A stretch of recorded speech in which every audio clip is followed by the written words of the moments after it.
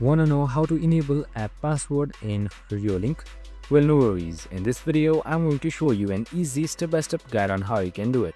It's super simple and under a minute, so let's get straight to it. Now, first things first, simply open up your Reolink application. So we have also created a video on how to install it, so you can watch it if you want some help.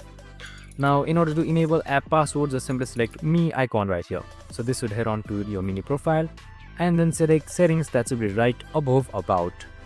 Now, once you have selected settings, here you should be seeing app password right here that has been currently disabled. Now, since we want to enable it, just simply select enable right here. Now, you need to first up enter a password or create it, and then confirm it again, and then select save, and you should be good to go. And you can disable it just like this right here.